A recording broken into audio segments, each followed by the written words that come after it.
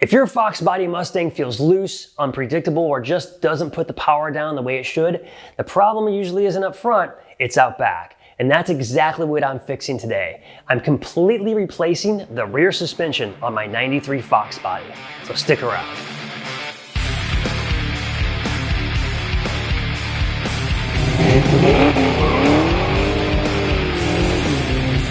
For my 93 GT, I've already installed the Maximum Motorsports front suspension with K-member, control arms, Koni struts and coilovers, and it's dialed in. And if you haven't watched it, go back and check out that install. So now it's time to move on to the rear of the car and finally give it the attention it's needed. And the goal is simple: plant the power, eliminate the slop, and build a suspension that actually works together from front to back.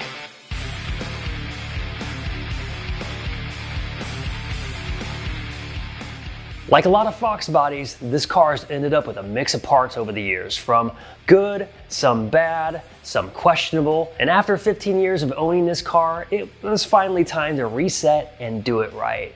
So for this setup, I'm going to be running the Maximum Motorsports heavy-duty adjustable lower control arms paired with 375 to 440 pound rear coil springs that are matched to the front coils.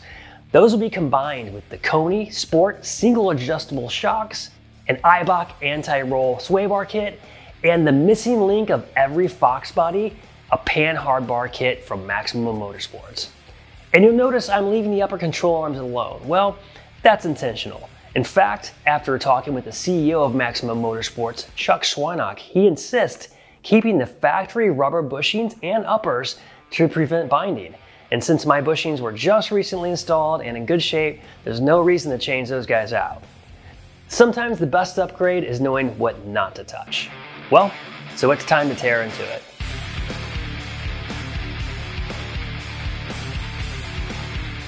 The teardown was a reminder of how many versions this car has existed over the years. So I started by pulling out the shocks, unbolting the sway bar, and lowering the axle down enough to get the springs out. Simple, until it wasn't. Before anything else, the tailpipes had to come out. So starting at the H-pipe, I disconnected the mufflers, worked through the hangers, and pulled everything out from underneath the car. Once it was all out, I ended up cutting and separating the sections of the tailpipes and cleaning up the welds. This will allow for a more flexible installation later. So with the exhaust out of the way, I removed the lower control arms and cleared everything else out. At that point, all of the parts were completely out of the car.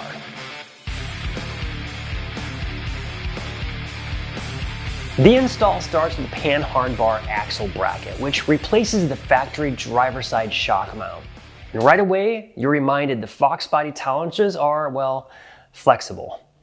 Before tightening anything down, I made a test fit to make sure it cleanly lined up, and in my case, I slightly had to elongate one of the mounting holes, just to get everything to sit correctly and the bolts to go through without binding. Small adjustment, but it matters. Once that was sorted, I assembled the new lower control arms with their polyurethane bushings, greased everything properly, and installed them. With everything torqued down, the foundation of the new setup really starts to take shape. From there, my focus shifted to the pan-hard bar kit, which is easily one of the most important upgrades of this entire setup, and it's where things start to get real. First, I mocked up everything with the upper bracket clamped into place and the radius rod attached. And then with a jack, I cycled the suspension up and down to check for clearance. Once everything looked good, I marked the holes, removed the bracket, and started on one side first, drilling in stages up to the 5/8 inch holes. Then are the frame rail inserts that have to be cut to length to match the exact depth of the frame rail. Another reminder that no two of these cars are exactly the same. So using a dial caliper and a cutting tool, the insert was cut to length and put into place. I then reinstalled the bracket assembly and drilled through both sides of the frame and bracket. Then I loosely bolted everything together before repeating this entire process on the other side. Before final torque on both sides, I used the supplied shims where needed just to eliminate any gaps and make sure everything sat flush. At that point, the upper structure of the pan-hard bar system was completely in place. But before installing the radius bar, the exhaust system needed to go back in. And this was easily one of the most time-consuming parts of the entire project.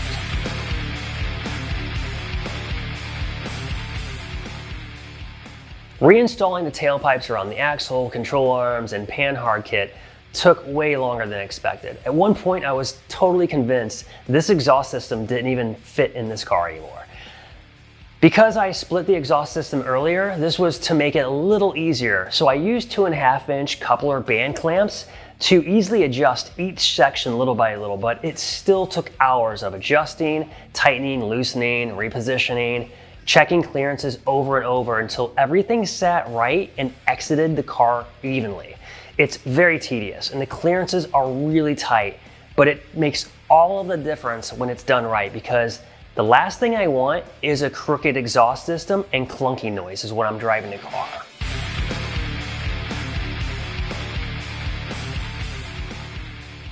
So once the exhaust was finally in place, I installed the panhard radius bar and torqued everything down, which locks the rear axle geometry in.